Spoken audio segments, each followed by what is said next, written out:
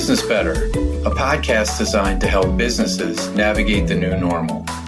I'm your host, Steve Burkhart. After a long career at global consumer products company BIC, where I served as Vice President of Administration, General Counsel, and Secretary, I'm now Special Counsel in the Litigation Department at Ballard Spahr, a law firm with clients across industries and throughout the country.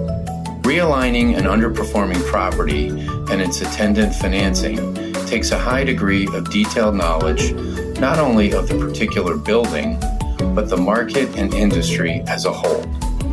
In this episode, 5 members of our National Distressed Office Buildings team share their perspectives on the key considerations office building owners and their lenders should focus on as they take stock of their particular situation. Leading this discussion is my Ballard Spahr colleague, Dominic De Simone, who co-chairs our National Finance Department. He is joined by Brian Schulman, Raymond Quaglia, William Wassweiler, and Karla Vehrs, whom together have decades of cumulative experience in real estate workouts and enforcement. So now let's turn the conversation over to Dom. I'm the co-chair of Ballard Spahr's National Finance Department. I'm pleased to be moderating our program today. Today's program will focus on workout and enforcement considerations from a lender's perspective. I'm happy to be joined today by my partners Brian Schulman, Ray Quaglia, Bill Wassweiler, and Karla Vehrs. All of them have extensive real estate workout and enforcement experience, representing a range of parties across a variety of deals and projects. We're going to begin with each of them providing a short introduction, and then we'll start our discussion. Brian? Hi, everyone. My name is Brian Schulman. I'm a litigation partner in Ballard's Phoenix office. Been practicing for about 30 years, so I am a veteran of the great financial crisis and have been dealing with these issues for several decades now. So happy to impart whatever knowledge I can. I'm Ray Quaglia. I am a litigation partner, co-resident in Ballard's Philadelphia and New York offices. I concentrate my practice on representing lenders, special servicers in the distressed real estate, primarily CMBS area. And I am admitted and practice regularly in Pennsylvania, New York, and New Jersey. Hi, my name is Bill Wassweiler. I am a partner in the Minneapolis office. Been practicing for over 25 years, always on the distress side, and represent senior lenders, corporate trustees, whether it's a balance sheet type of default or high yield muni, or in the CMBS world, all on the default side, bankruptcy, receiverships, you name it. Hi, everyone. My name is Karla Vehrs, and I'm a partner in Ballard Spahr's Minneapolis office in our litigation department. And my practice also focuses on representing lenders, special servicers, and trustees in defaulted commercial real estate matters. Great. Thank you for those introductions. So we're going to start essentially down the road in the actual transaction at a point where it's now become clear that there is some type of problem. Maybe the loan is maturing and there won't be sufficient refinancing proceeds. Maybe the project is no longer cash flowing or is expected not to cash flow sufficient to support operating expenses and debt service. Maybe the project requires a capital infusion that the sponsorship is not willing to make for whatever reason. But it's at a point where now it's clear that there is a problem that is going to need to be significantly worked through with the borrower. So, Karla, in that circumstance, take us through a little bit of that intake process and some of the considerations from the lender's perspective that sort of happens when the asset moves over from its normal administration into an asset manager who's in the workout group or a special servicer. Sure. Thanks, Dom. So the first steps in the process once the file comes over really involve making sure that you have everything you need in your paper file to start. So take a careful look, go back to the original loan documents, and make sure that all of the steps along the way since the date of the loan documents have been well documented, right? Make sure you've got the assignments that you need. See if there are any personal guarantees in the file, what you've got there. and see what has happened that might necessitate some cleanup at this stage of the game. Consider whether you need to get any waivers, whether there are consents or amendments that have been obtained or need to be obtained going forward. And considering where you're at in the moment, the file has now come into the special assets group or into special servicing. So, this is really a prudent point in time to make sure you're getting an updated title commitment, running some UCC searches, and then likewise, getting a handle on the current market value for the property. So you'll find whatever appraisal was ordered at the time the loan was made. But depending on the deal, that may have been a number of years. And obviously we're here because market circumstances have changed a lot. So, an easy place to start is certainly with a broker and turning to a broker to get an opinion of value, or alternatively going right for an appraisal to see what that opinion comes back at. And I think that's a really good point there, Karla. I mean, when it comes to the values, I think that's key. And one thing we find problematic sometimes is actually getting an appraisal, because a lot of times when you do that, you need the cooperation of the borrower, which you may not get. But the BOVs is a great place to start as well.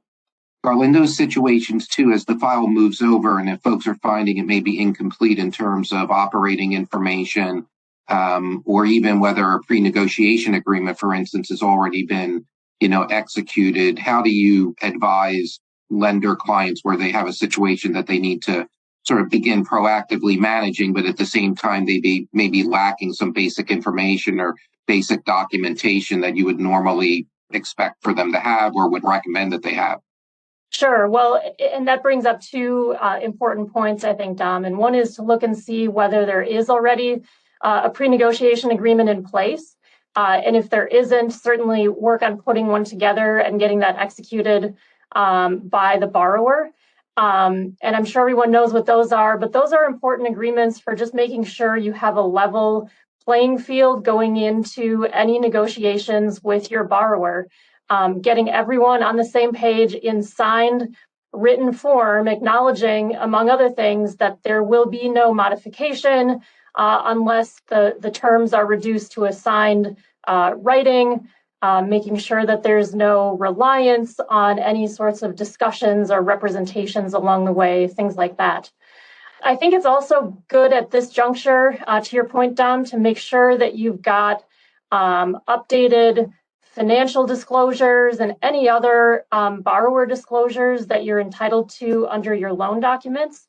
If you don't have them yet, there's no time like the present to go and get them.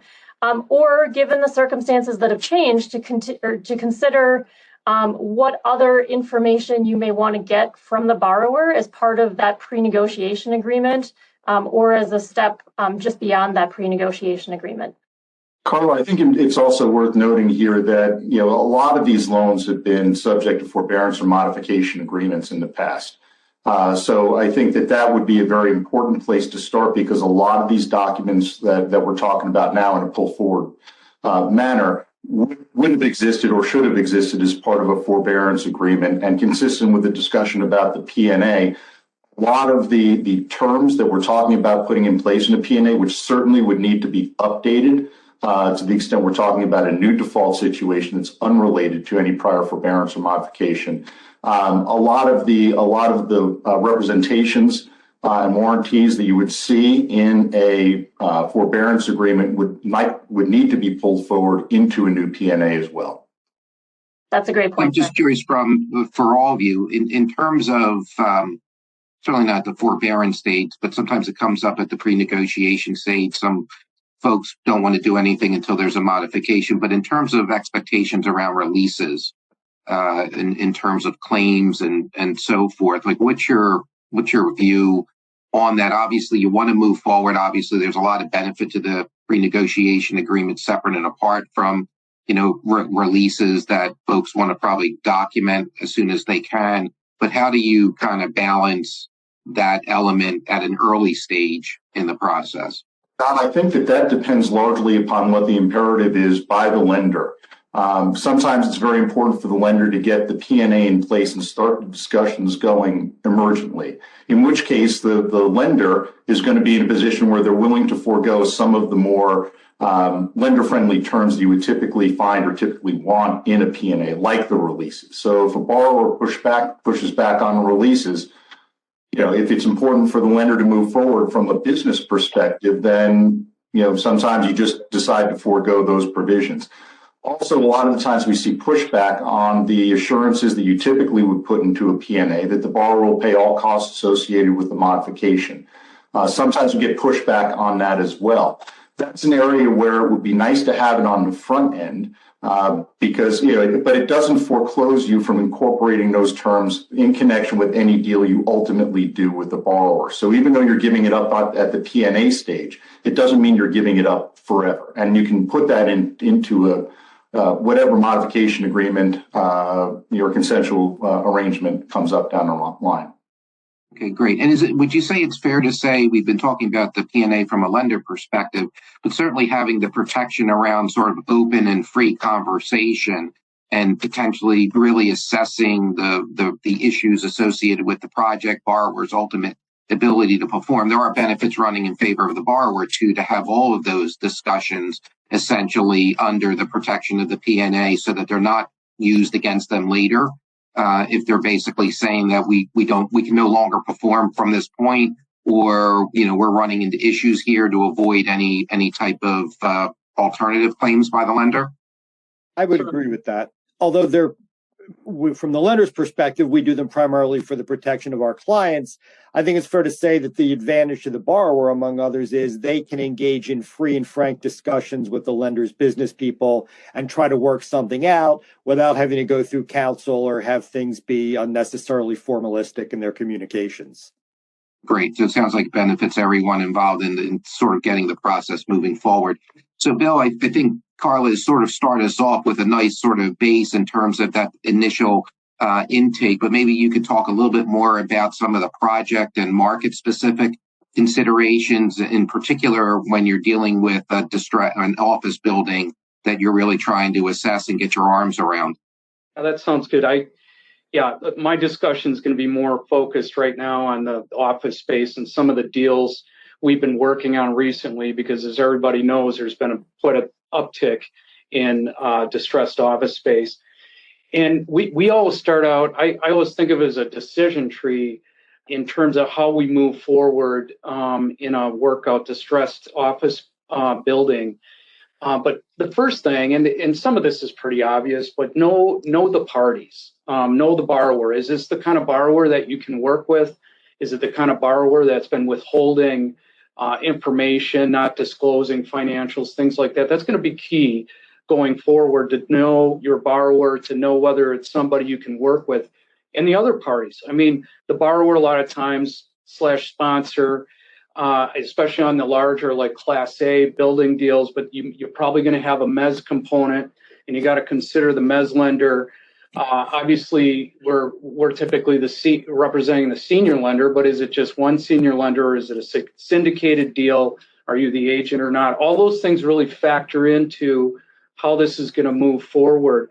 And then I want to jump into what we mentioned before, Karla did, appraisals or valuations. A lot of times it's going to be difficult to get an appraisal, and obviously how credible are these in this type of a market? But what we typically do is at least get 3 BOVs on these deals. We need to figure out what we at least think that value is, because that again will drive the next decision in terms of where are we going to go from here, structuring this through a forbearance agreement. Likely, is it going to be a consensual type sale? Is it going to be a restructuring?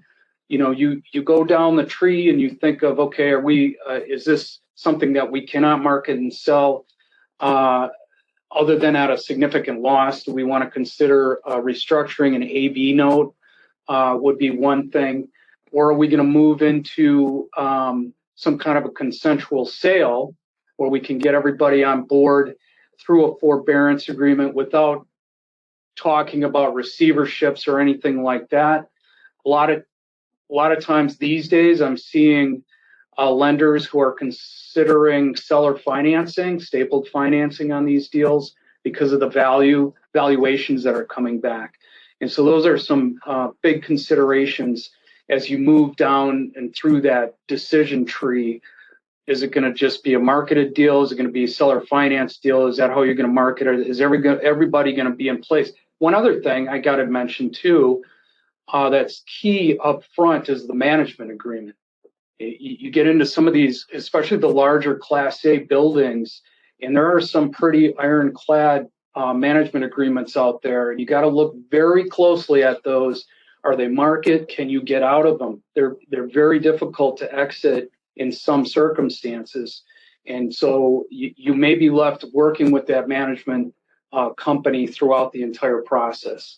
So that's another thing to consider with, whether it's a receivership or a bankruptcy. Even in a bankruptcy, sometimes it's very hard to exit those agreements without significant penalties, I would say. Bill, that's a great overview. And just to pick up on that last theme that you mentioned about sort of management, seems like during this process, you have an eye towards the sort of longer term, like what is going to be the ultimate end game. And you're gathering a lot of information and doing a lot of assessment. Meanwhile, though, there's a project that needs to be managed. There's cash flow that needs to be collected, held, distributed out for operating expenses. Maybe there's leasing activity that is going on that the lender still wants to facilitate for the benefit of the building. How do you kind of bifurcate that a little bit when you're talking with your clients, realizing that there's a short term, essentially an asset that you're trying to preserve and increase value, and then a longer term sort of analysis going on relating to the loan and its ultimate resolution? That gets into some of the terms of a forbearance or what you have in place already in terms of cash traps.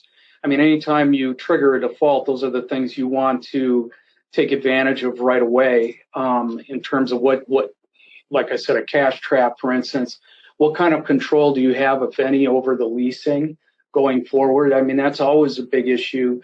And in a syndicated deal, is it going to just be the agent that's going to take care of that? Or under these scenarios, are you going to work it such that all of the senior lenders will have some say in the leasing going forward? But stabilizing that aspect of it, taking control of the additional collateral, which is the cash, is always significant, something you want to do right away, and consider. If you don't have it, definitely consider it in a forbearance agreement. So what impact does looking at the overall market environment have on the decision tree that you're making now? In other words, you said know your borrower, know what's going on in the market. What do those inputs ultimately factor into when it comes time for a lender to make a decision on how to move forward? It's so significant. That's why I keep on going back to the BOVs, for instance, because what is your exit strategy here, as Dom was talking about? Is this just going to be a restructuring because the values aren't there? Or are you going to try and sell? Do you want it? Are you going to sell to a third party, or is this something you want to bring back into ORE? So that all factors in right up front in terms of where you want to go with this. Sell, keep an ORE, which if you're going to keep an ORE, you got to think about, okay, is this a syndicated deal? Can you get all the lenders on board to do it? So those are big concerns, things you need to think about before you develop your ultimate strategy going forward. Well, and I would maybe even simplify it a little bit further to say you really have to have your diligence in place to be able to make a judgment call, not just one time, but all along the way as you go, as to, is our problem here a market problem, or is it a borrower owner problem? Meaning each of those scenarios has very different potential answers as far as how much time you give someone, how long you're willing to work under a forbearance agreement, when and whether and how you get a receivership put in place, or whether you might move toward more the enforcement side. There's I was going to say, I think that's an important point. And again, I know we're focusing, from the lender's perspective, but from a borrower's perspective, maybe you can just reinforce the importance of a sense of transparency, honesty, the reality that a lot of lenders, I think, can deal with market challenges and issues, right? And appreciate what owners are dealing with when there are factors beyond their control. And certainly in office, a lot of what has happened are factors beyond most owners' control, whether it's the decrease in occupancy, rental rates, increase in operating expenses, increase in interest rates, the challenges with loan refinancing and so forth. So I think, there is an appreciation from the lenders in terms of all of those factors, and often a willingness to sit down and really try to work together to figure out the best resolution. I got to say, in a lot of these Class A type buildings, as you probably read, a lot of it has to do with maturity defaults.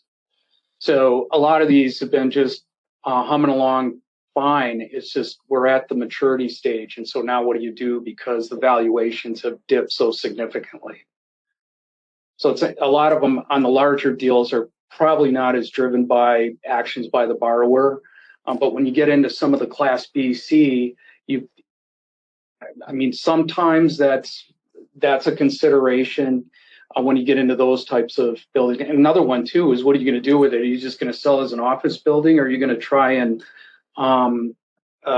put part residential in there, which seems to be a big fad these days? I don't know how much that's really happening, but that is definitely a consideration too. Mixed use. Yeah, why don't we build out on that a little bit, Bill? I think that's an important point, and certainly we've been hearing a lot about that in the marketplace and in the press. I think it's been more theory than in reality, just because of a lot of the difficulties associated with conversion. They can be extremely expensive. They take a lot of time. The zoning might not be exactly what you need for the development to make the numbers work and so forth. From your perspectives, how are you sort of seeing and hearing that, and how would you advise someone when presented with a proposal that here's a possible solution that could solve all of our problems, but maybe it requires a lot more time, money, other things that either a lender or the current ownership group don't seem to have at the time? Dom, it's sort of the borrower's first silver bullet that they try to fire on this, right? And I think that if you're a lender receiving that sort of proposal, the amount of due diligence you need to do in order to evaluate it, and it's got to be independent, is enormous. But I think that that's sort of the first easy answer for a borrower in an office project that's facing some distress, particularly B or C type product.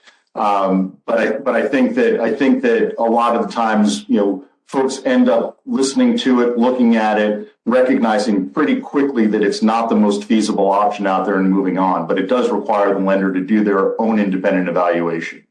Right. I think you had a deal that had a version of that where it involved multiple office buildings under a single financing. We did it was three significant office buildings. I think it was in Pittsburgh. And we basically had middling occupancy across three buildings. And the borrower proposal was consolidate the tenants in two of the buildings and either repurpose the third building as multifamily housing or sell it for purposes of conversion to a third party. Obviously, in the CMBS world, plans like that also raise REMIC issues. I'm not a REMIC lawyer, a tax lawyer, but that's something else that the lender needs to look at, an added wrinkle in the CMBS side. Yeah, I think we'll probably see more of those as this sort of plays through with, office campuses sort of involved with, 5 properties, buildings that you bring them down to 3 and try to do something with the other 2, or the excess land. We've spoken to a lot of clients who are actually on the buy side of some of those situations, looking for the potential to essentially either redevelop the buildings or take advantage of excess land that can then be redeveloped as well. And Karla, I think you have made the point that at least some folks in the industry are saying that in some circumstances, thinking about the building as is and being there may not really be the right analysis. Yeah, that's exactly right, Dom. The reality is when it comes to conversions, even though it's something that a lot of us like to think about as a possible alternative now that we're seeing so much commercial real estate sitting vacant or close to it. I think everyone's realizing that conversions are extremely costly. They take a lot of time. You really got to have all the right pieces in place from a building, infrastructure, investor, and lender standpoint to make that kind of project work. And I think the reality is it's few and far between where you're actually going to be able to pull that off.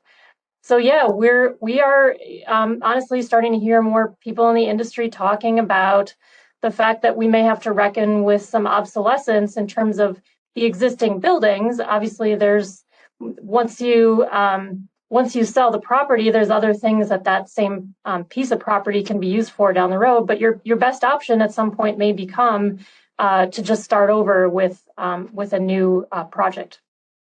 Ray, I know we're going to talk a little bit later in more detail about enforcement, but I think you had two interesting situations that kind of goes to just dealing with the borrower on the underlying first mortgage loan and who you're exactly dealing with when there's other sort of parties in the capital stack, right? Whether it's either preferred equity or a mezz lender, and how that could just simply interfere with your ability to even engage with the borrower under the senior loan. Could you talk a little bit about that? Sure. Yeah, absolutely. We've encountered a situation, one in particular, where we had an experienced borrower and a sophisticated preferred equity investor who had a falling out over certain matters relating to the accounting of cash at the property and the like, and wound up in essentially a 2-year battle that wound its way through arbitration and then up on appeal in the district court over essentially who had the right to control the borrower entity. On behalf of the lender, we had commenced a foreclosure action really at the outset of this dispute, and essentially were constrained to sit in our hands for the better part of 2 years while this underlying dispute as to basically who we could speak to, who was authorized to speak for the borrower in the foreclosure litigation, made its way through arbitration in the courts. So I don't know that that's something necessarily that a first mortgage lender may think of going in, but obviously we've seen firsthand that this can be a significant issue in terms of impacting exercise of remedies. Yeah, I thought that was a pretty interesting story, and it's a reminder that there are a lot of other potential parties at play here and other potential obligations. So if you're a balance sheet lender and you're the only lender, then maybe you're just looking at the capital stack. Bill, if you're the trustee, you have to think about what the trust agreements say in terms of your authorities. If it's a syndicated deal too, Bill, as you pointed out, what authority does the agent have versus things that require either a majority vote or even a unanimous vote of the lenders. Special servicers, you have a pooling and servicing agreement. So there are a lot of folks who I think are in positions where there's other considerations that have to be layered across the particulars of the given deal to make sure they're balancing all of their respective obligations.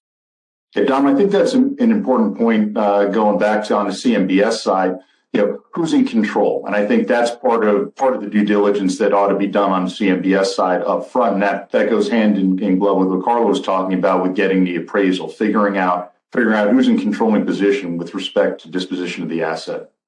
Well, why don't we move a little bit more into enforcement? And Ray, why don't you take us through some of the steps there and some of the potential actions, and realizing that in some cases, enforcement doesn't always have to be adversarial in the sense that there's an actual dispute. We have situations where it's consensual to hopefully move the asset along and otherwise resolve it in a way that works for everyone. But if you could take us through that.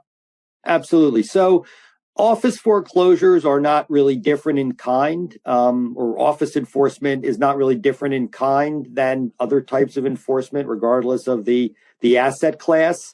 There's a number of kind of threshold questions.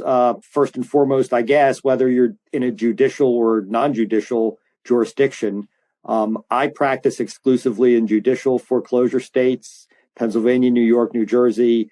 I am envious of some of my colleagues who practice in judicial foreclosure states because they can pretty much get a foreclosure done and the property sold in about the time we're taking for this webinar. Whereas we're sitting on our hands for 2 years while the pref equity investor fights with the borrower's managing member. But putting that aside, so once you know where you are, and obviously on the judicial side, another threshold question is, what's the borrower's position? Is the borrower unable to refinance on a maturity default and ready to hand over the keys, in which case they would typically stipulate or consent to a judgment and the appointment of a receiver? Or do they want to hang on to the property for whatever reason, or play out for some additional time while they try to sell or get a refinance in place? Tying back to an earlier issue, we will typically see, in the context of asking for borrower consent, a request for reciprocal release of the guarantor or the guarantors. In the CMBS world, these are all limited recourse guarantees. They're limited to sort of bad act triggers. It is not typically the case, at least in the CMBS special servicer side, that the lender will agree to an outright release of the guarantor. I think that the most I have seen in terms of concessions is maybe a limited release, carving out bankruptcy environmental claims that would take effect at some period in time after either the appointment of receiver or transfer of title, on the theory that that gives the lender time to assess the property, kick the tires, and satisfy themselves that there's nothing amiss here and there would not be a basis for a recourse claim. But certainly this comes up in almost every deal involving request for borrower consent. When we are moving forward with remedies in court, whether it be consensual or even non-consensual, there's a threshold question of whether to sue in state or federal court. Traditionally, foreclosure is a state court remedy. I know there are plenty of very experienced practitioners who file exclusively in state court. Again, in the CMBS world, where you're dealing with national bank trustees, you often have the option of filing in federal court because you have federal diversity jurisdiction. And while I wouldn't speak in absolute terms, there's always a chance you're going to get a better draw on the state side than the federal side. As a general rule, and particularly depending on what state, county, or jurisdiction you'd be in, you're often better off proceeding, at least initially, in federal court. And then maybe once you get your judgment, assigning or transferring the judgment over to state court to go to a sheriff's sale. But another factor to consider going in. Obviously, in conjunction with the foreclosure, we are often asked to pursue a receivership. Receiverships in judicial foreclosure states are difficult when they're contested. It's a very high standard that the lender has to meet. Typically, you're going to have to show waste or mismanagement. The language, merely having good language in your mortgage entitling you to a receiver and or a borrower who is stealing the rents just doesn't move most courts, state or federal, in any of the judicial foreclosure states where I practice. Let me jump in there because as a practitioner in a non-judicial foreclosure state, a lot of this depends upon the experience of the judges. So in the early days of the great financial crisis, receiverships were hard to come by because judges didn't know them, they didn't understand them, they had no experience with them. As the crisis spilled out a little bit and it became a lot more common, receivership applications were coming in with regularity, it became much more routine to get your receiverships granted early on. So it does happen, and it is fairly easy to do that in non-judicial foreclosure states because the deed of trust provides a lot of rights that you don't otherwise have in judicial foreclosure states that allow you to short circuit the process. And I think the courts respect that and they move these things through. Ray, what are your thoughts on what should be in a receivership order? How important are those? Oh, very important. Obviously, we tend to have generally form orders we use that have been kind of time tested and adjusted to deal with circumstances over the years. We have a special form of order we'll use for office buildings.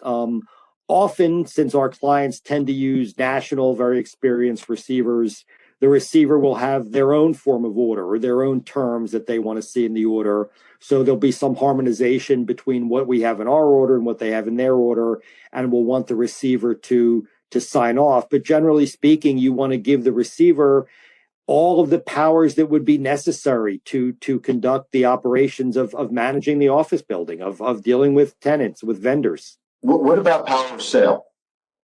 Power of sale is something that the lenders love. In my experience, in the judicial states, you're not going to get a power of sale without the active consent of the borrower. And in a state, for example, like New York, you're probably not going to want to go for a power of sale at all because the title companies tend to be very skittish about title transferring by receiver sales, particularly in New York. I found them to be a little more amenable to receiver sales in Pennsylvania. And of course, there is a federal statute. If you're in federal court, there's actually a federal statute that provides for receiver sales. So you've got a kind of a stronger case for a receiver sale in federal court. But generally speaking, if you imagine a contested foreclosure, you're not going to get a court to say, while the borrower is contesting whether you have the right to foreclose, we're going to allow your receiver to sell the property to a third party, so that if the borrower should prevail at the end, there'll be no property left to recover. I just wanted to say, and I'm glad you asked that question, Brian, because a sale free and clear of liens through a receivership has been, it's gaining a lot of popularity because it's so much cheaper than a 363 sale in bankruptcy. And in Minnesota, Ohio, there's other states that we were able to do that, but you are absolutely right. I mean, look closely at the receivership statutes, because there are some that won't allow it without the consent of the borrower. So then it's just effectively consensual. But if you can get them in those receivership orders, they are extremely valuable, not only to sell free and clear of liens, but obviously that means the receivership property would include any right of redemption. Now we're talking about sales free and clear, and one of the things that I've seen a lot percolating up lately are deeds in lieu of foreclosure. And so I recognize there are differences in the desirability of that between judicial and non-judicial foreclosure states. But what are the group's collective thoughts on deeds in lieu versus receivership sales or trustee sales? We generally do not do deeds in lieu where I practice, and there tend to be jurisdiction-specific reasons for that. In Pennsylvania, doing a deed in lieu through a sort of arcane state tax statute will result in potential exposure for all of the borrower's tax liability, not just real estate taxes or property taxes. In New York, deeds in lieu tend to be more expensive than foreclosures on the transfer tax side. So there are considerations that we face where I practice that makes them generally unappealing to lenders. I agree with that from a Minnesota or Midwestern standpoint as well. There are a lot of benefits that you get by going through the foreclosure process, or if you're in a state where you can do it, going through a receiver sale. And you really got to be confident that you've got clean title if you're going to be talking about a deed in lieu of foreclosure. Well, and the other thing too, we do them a lot, but whether we actually, a lot of times we'll just take a deed in the box and just hold it as part of terms of forbearance. If we ever do a deed in lieu of foreclosure, we always put anti-merger language in there, so that if you get to the point where you want to exercise your rights and you're going to take fee ownership, you still have a right to foreclose on the mortgage. The mortgage hasn't been merged. I can tell you in the states that I've done it will work, but that's one of those things you got to make sure that you can include anti-merger language and that it would be enforceable. Otherwise, you're right. I mean, it's very risky. Any undisclosed liens, any liens out there that you've missed, you're going to take subject to those. Yeah, from wearing my sort of transactional hat, I've done them. They don't trouble me maybe as much, but Bill's point is critical. Everyone we've done, we've had the anti-merger language. So if after you take title, you can essentially foreclose against yourself and clear any liens. We've had to come up in situations where you're about to maybe do a foreclosure and realize some key piece of collateral isn't part of what's been granted to you. Had a situation out west where the liquor license was held by an affiliate, was missed. We didn't handle the original loan. was missed when it was originally documented. They had been going back and forth between a foreclosure and a deed in lieu. When they realized if they foreclosed, they would not be getting the liquor license, they went back to a deed in lieu, put in an assignment of a liquor license agreement in with the papers from the affiliate, and the liquor license was assigned as part of the overall transaction. So there are sometimes imperatives why you might decide, but deeds in lieu require really the utmost level of also cooperation from the borrower. Some of the tax issues that Ray mentioned can be mitigated a little bit with that cooperation. The example I gave with the liquor license, is mitigated, and that usually comes at a price. And that price is usually a pretty full release in exchange for the deed in lieu. But, each situation can present differently, and you have to go through that analysis and realize, both in terms of the risks we've talked about and what the best go forward strategy is once you take over the asset. There's intellectual property sometimes that maybe you haven't quite tied up the way you would like originally, that now you're trying to get, if you're cooperating, with the borrower to kind of just essentially do a transfer and sale. So it definitely is it's out there. It will continue to be out there and be used in certain circumstances, but you need to know what you're doing when it comes to deeds in lieu. On that point, harkening back again to the due diligence, which I keep hitting again and again, which I guess is a pretty good sign of how important it is. It is critical that you understand what your security is. A lot of the times there are ancillary properties or ancillary assets that are essential to the operation of the asset, the primary asset, but that fall outside the security that you have for the loan. And if you are in that situation, you need to know that early. And so one thing I would not assume is that the legal descriptions that no one understands are actually comprehensive and sufficient and cover all of the collateral that you need if you're considering taking over this asset. So another element of due diligence that I think is critical, because what you don't want to do is get halfway across the river, realize that your asset does not have some critical component to it required for its operation. Just to bring it back to office buildings, so they're a little more simple. They're a little simpler and more straightforward in terms of the real estate, and so we are seeing a trend of, at least in some of these Class A deals, that they are taking at least a deed in the box as part of the resolution.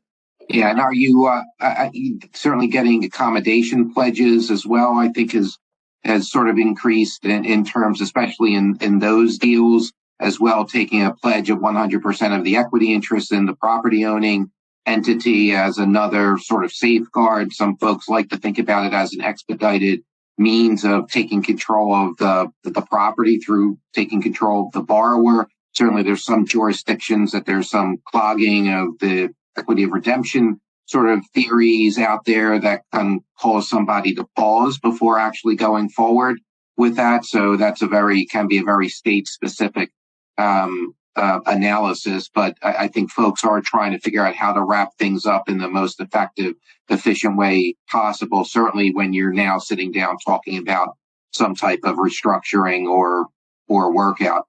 I just want to spend a couple minutes on sort of guarantor claims, and in particular, Karla, some piercing theories that I know you and Bill have been involved in. But maybe you start with just, again, that assessment of the part of the deal and where sometimes that can lead you, and what novel, not so novel theories that sometimes you have to think about that probably a lot of folks enforcing loans don't automatically think about when looking at a transaction. Yeah, so this is an important set of considerations, and this is something that we touched on when we were talking about diligence and really keeping your antenna up as to your borrower, and whether your judgment tells you that you have a market problem, a property problem, or a borrower problem.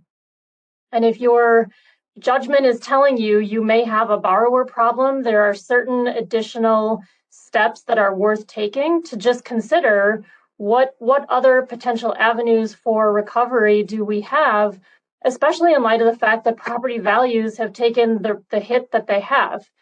So look, this isn't an area that's likely to be particularly relevant for Class A office properties, where the owners, where the borrowers are, sophisticated entities who have a long history and, are generally very trustworthy at what they do. This can be a bigger problem, though, if you're talking about a Class C property or some other type of, smaller property where you may have a less sophisticated borrower involved. So, again, trusting your judgment on whether there's something there looking into,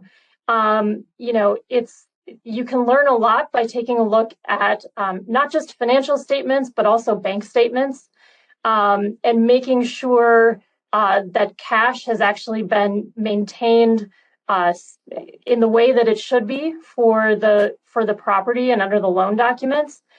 And if you start to see indications that it hasn't been, that can prompt a whole different discussion about other avenues for recovery. So it's really going to depend a lot on your specific loan documents and on specific state law and your facts.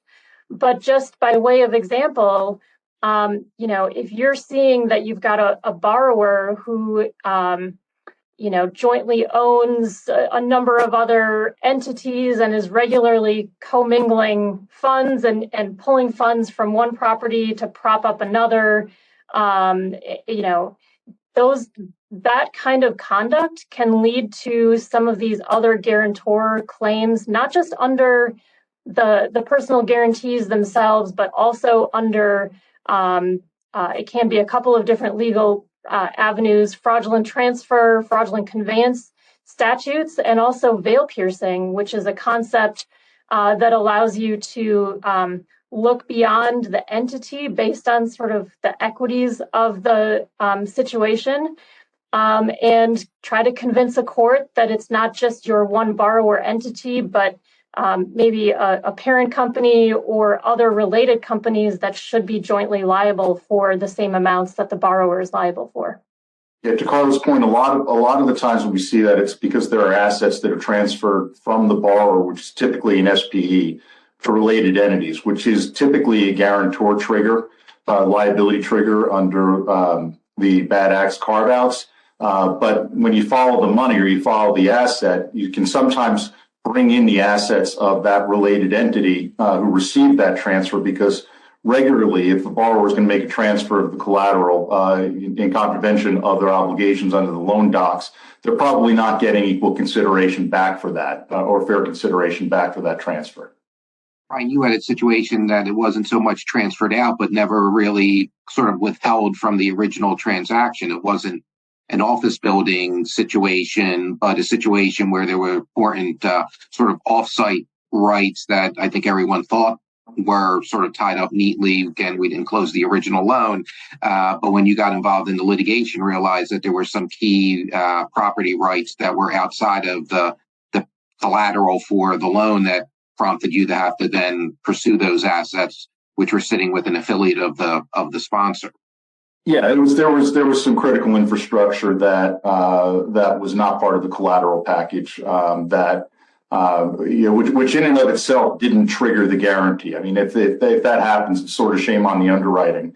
But it's how the borrower then tried to leverage those assets outside of the collateral pool that really caused some trouble for the borrower and triggered the alter ego liability. In addition to transfers and some other bad acts, it was a fulsome effort by the borrower to trigger alter ego liability, and the borrower was successful in triggering its alter ego liability for all of its related entities. Right. So let's maybe go to the other end of this for a few minutes. Which is, we advise a lot of clients in terms of asset management from really the very beginning through this process to avoid any potential claims, lender liability, or otherwise. Brian, can you talk a little bit about that area? And I know we advise folks on careful communication and how that sometimes can present that when lenders are really trying to manage these assets, and often there's multiple handoffs along the way in the life of the management of the loan that often have to be, factored in. Yeah, so let's thanks, Tom. Let's start off just talking generally about what lender liability is, and we could spend an hour on this topic alone. But lender liability, it's a term that gets bounced around quite a bit, but all it is a claim by the borrower against a lender claiming some breach of some duty, whether a duty under law or duty under the contract, that triggers the lender's liability, claiming that the lender's conduct harmed the borrower in some respect. In our experience, the vast majority of lender liability claims that are either asserted informally or asserted in the form of a counterclaim or an actual lawsuit against the lender, the vast majority of them are deployed solely for purposes of getting some leverage against the lender in the negotiations on whatever the resolution of the loan or the asset will be. There's smoke, but frequently no fire. So in my estimation, I'd say probably between 10 to 20% of those claims, the lender has done something that is not good and could subject the lender to liability. But the remaining, 80 to 90% is purely a leverage play. So when we counsel our lender clients, it's how to eliminate the opportunity for a borrower to find those sorts of points that they can try to exercise for leverage. And this really goes back to things we were talking about before. I mean, certainly you got to know your loan agreement. You got to know what rights you have under the loan agreement and exercise those rights in accordance with the loan agreement. If you start acting outside the scope of the loan agreement, the rights granted in terms of enforcement, then you're going to have a breach of contract claim and there could be problems. Most of what we see really isn't about the loan agreement itself or breaches of the actual contract. A lot of the times we see what are called the breach of implied covenant of fair, good faith and fair dealing claims. So in every contract, there's an implied covenant of good faith and fair dealing. It's really a gap filler. So where the contract doesn't expressly speak to a particular circumstance, the implied covenant of good faith comes in, and it basically says that the parties have to act reasonably in accordance with the other party's expectations under the contract, to sort of fill in the gaps. Where that comes in a lot is through the lender's exercise of discretion, which is, there's innumerable instances in the agreement, loan agreements and loan docs that give the lender discretion. One of the things that we see quite a bit is, and this is what we counsel, is for the lender to act consistently with respect to the borrower. If there is a change in course, if the lender, for example, is going to waive late payments, just on a handshake deal, or no, don't worry about it, get it to us later, the borrower can come to rely on that course of dealing. And if the lender all of a sudden issues a notice of default because the lender or the borrower is late with the payment, whereas before the lender just sort of blew it off, the borrower can then say, hey, you acted in bad faith. You had lulled me into this impression that this was okay, and now you're changing course on me. So we see that a lot as something that when the relationship between the lender and the borrower starts to deteriorate and the lender starts playing hardball, that's where we see a lot of these claims come up. So in terms of consistency, it's not necessarily a problem that the lender changes course and starts playing hardball. What we would recommend is that the lender tell the borrower that the circumstances changed, that the graces that the lender had previously provided will no longer be provided. And after the lender gives that heads up, then you can start acting more aggressively in terms of your enforcement rights. The other thing that we see a lot is that the borrower will assert these claims. They'll start taking discovery, and there's really not much to the claim.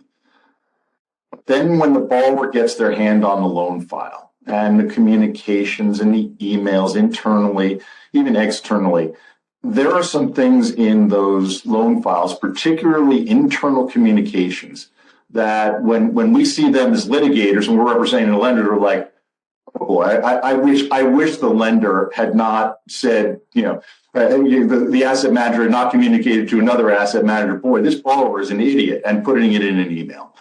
So one of the things that you can do that will best protect you from a lender liability claim is sort of pretend your grandmother is reading all of your emails, right? Make sure that you are communicating even internally, even it doesn't matter whether it's in text, whether it's an email, whether it's on Slack, any method of communication can be captured, typically other than phone calls. You have to make sure that you would be willing to stand by everything and vouch for those communications. So communicate professionally, particularly to your borrower, but even internally, make sure that what you're communicating is accurate and fair. Because if it's not, then those emails come up, those communications come up. It makes it a lot easier for a borrower to say, see, the lender had it in for me all the time. And courts do not like unprofessional communications. They do not like communications where a lender, for example, is denigrating a borrower in some respect. I guess the last thing I would say on lender liability, and I welcome anybody else to jump in on this, is if a borrower starts talking in terms of lender liability, it is important that you not, as an asset manager, as a lender, start freaking out and writing communications internally that are like, oh my God, Edward's got us or whatever. When the borrower starts rattling the lender liability sword, take a deep breath, pick up the phone, call a colleague, a supervisor, a manager, call counsel. Don't commit to anything in writing, and then come together with a plan with somebody who's more objective on how to respond to the lender liability claim, but do not sort of knee-jerk respond to the borrower who's starting to make that noise.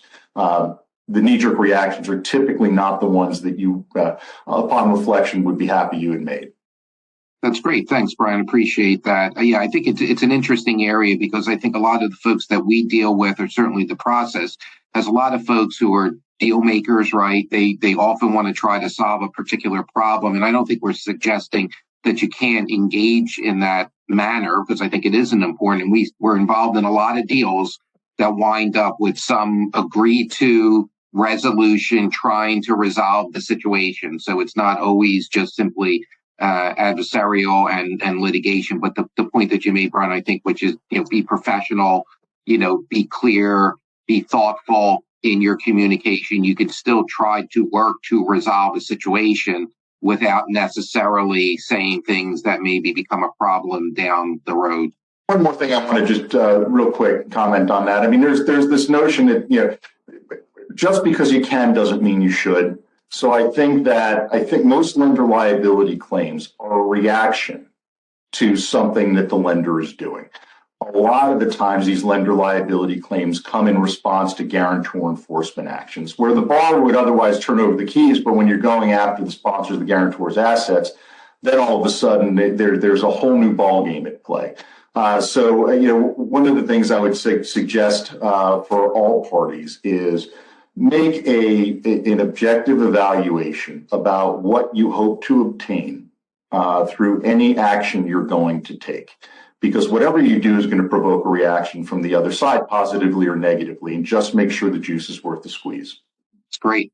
Well, we're at the end, actually, but I wanted just to go around with each of you and just give you 30 seconds maybe for sort of a big picture takeaway or observation that you would want to share. Brian?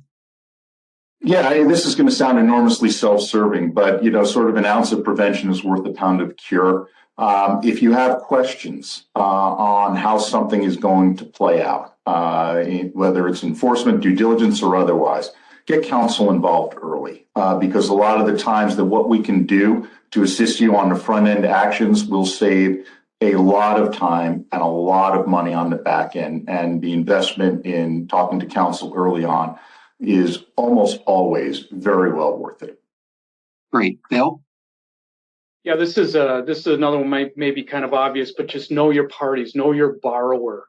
Because when I talked about a decision tree, who you're dealing with is going to drive everything. And a lot of the deals that I'm working on right now in the Class A space, these are borrowers that have been acting in good faith. These are just maturity defaults, because if you can get into some consensual resolution, it's going to save you a lot of money down the road in terms of fees and costs.